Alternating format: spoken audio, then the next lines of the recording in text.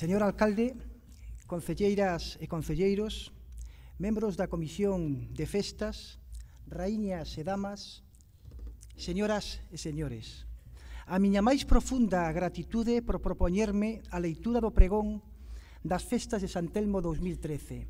Síntome entusiasmado, xa que representa para min un grande honor e un privilexio. Este é o sentido que lle quero dar a este acto, un canto de agradecemento por ser tudense. Hai xa algúns anos, lín unha frase da escritora americana Anne Zingwer que me causou un grande impacto.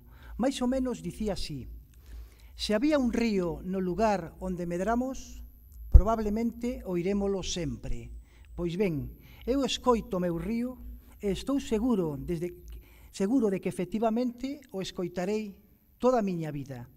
Non só iso, senón que tamén escoito as campás da catedral e, cando estou fora, boto de menos o tacto das pedras nas plantas dos meus pés e os aromas vexetais que, dende o Monte Aloia, impregnan a miña cidade ao chegar a primavera.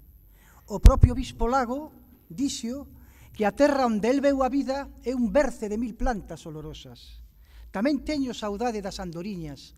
Alguna vez parástevos a pensar que non hai andoriñas en todas as vilas? O mundo dos primeiros anos dun neno feliz estaba na corredera. Alí podíase disfrutar de todo tipo de xogos colectivos, trompos, bolas, chapas, carreiras e mesmo facer cabanas nos días próximos ao Nadal, aproveitando a poda das árbores e as caixas de cartón de Rogelio.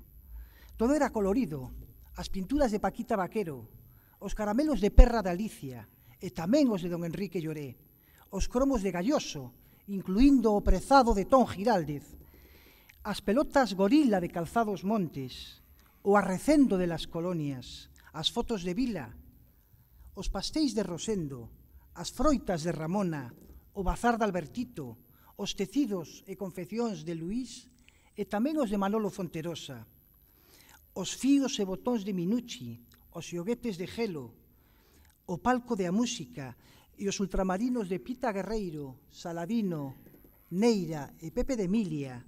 Ali, para as tardes de domingo, as sesións de cine infantil no Llut ou no Bolívar. Un pouquiño máis lonxe atopábase o principal. Nese teatro, un grupo de rapazas e rapaces interpretamos Sorrisos e Vaguas, magistralmente dirigidos por Emilia Alonso. Tampouco me esquezo dos festivais de panxolíneas de don Ricardo Cortés. A medida que ia pasando o tempo, o noso universo expandíase e así chegamos aos xogos das agachadas nos xardíns, aos partidos no atrio de San Telmo e nas pistas do seminario e dos maristas e, por suposto, con Humberto no estadio do Chau Chau. Que dicir do noso particular bosque de Xiervo, as Serpes, e das acampadas na ermida de San Xulián? Non quero esquecer a presenza constante e cotiá dun mundo que se iría abrindo pluridimensionalmente aos meus ollos de neno, de adolescente, de adulto, e que fun aprendendo a querer Valença, Portugal, unha ponte feliz, de ferro, permanentemente unindo na visión e no ánimo. Despois da Semana Santa, chegaban as festas de San Telmo, os xigantes e cabezóns, as tómbolas, as barracas de tiro, os caballitos, as cadeas, os coches de choque, a feria agrícola, as maiorés, e uns anos máis tarde as verbenas formaban parte da nosa vida. Por suposto, tamén estaban as misas na cripta, o almorzo de mañá, cedo, con don Ricardo, a exposición das reliquias na Coronilla, a misa concelebrada na catedral e, como non, a procesión. Alguén coñece algunha procesión máis vistosa que a nosa? Tampouco pode deixar de mencionar a emoción de escoitar o villancico a San Telmo, interpretado pola nosa coral dirixida por don Agustín. Con velas de esperanza, en nave carcomida, el golfo de la vida surcamos sin cesar. Instables la bonanza, mas el peligro es cierto, para llegar al puerto cuanto hai que navegar. En fin, parafraseando a Luis Llach, é así como me agrada Tui, o meu pequeno país. É así e non sabería dicir nada máis. Por eso, sempre me atoparei enfermo de amor polo meu país. Son médico E da mesma maneira que sinto o rumor do río diariamente, quero sentir en Tui o rumor da miña vocación. Por iso, quero evocar aquí a Francisco Sánchez, que ademais de filósofo, foi profesor de medicina na Facultade de Medicina de Toulouse, alá polo século XVI. Aproveito este acto para reivindicar, tal como se afixeron insignes tudenses, a necesidade de que a nosa vila teña algún recordo permanente deste grexio personaxe. Bastantes anos despois, na segunda metade do século XIX, o noso paisano Vitoriano Comesaña Salvado, sobriño do frade Salvado, foi catedrático de Medicina Legal na Universidade de Santiago de Compostela. Vir bonus medendi peritus, só un home bo pode ser un bo médico, como dicían os clásicos. Darío Álvarez Limeses e o seu fillo Darío Álvarez Blázquez reunían estes dous requisitos que constitúen a excelencia profesional, a bondade unida á pericia.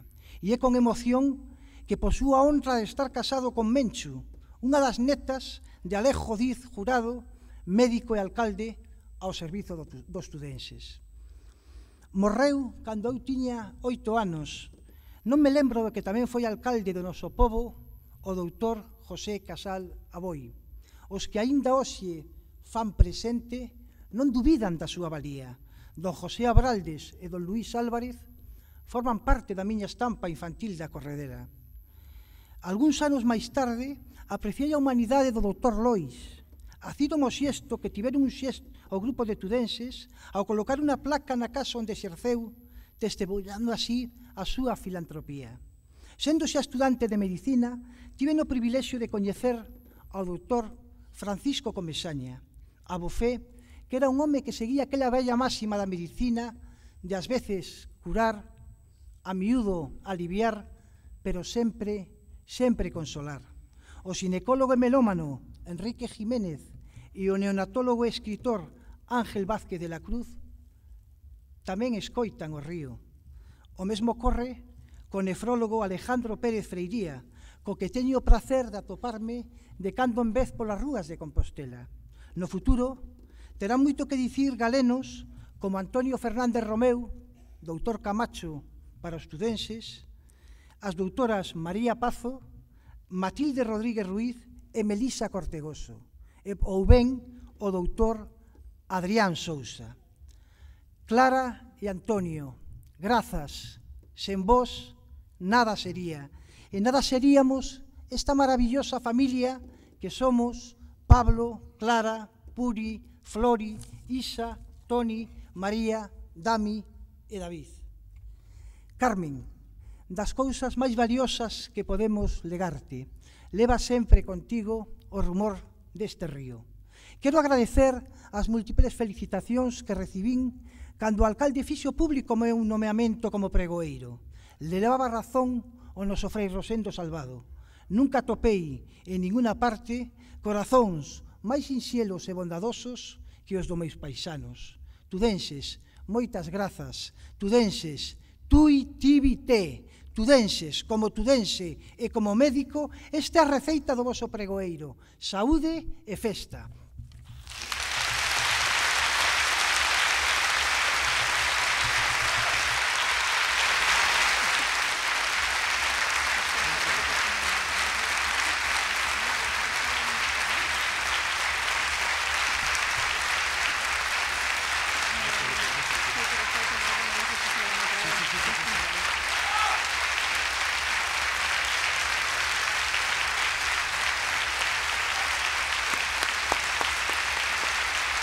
O alcalde de Tui fai entrega dun agasallo para que quede constancia non só destas fermosas palabras, senón tamén dese agradecemento.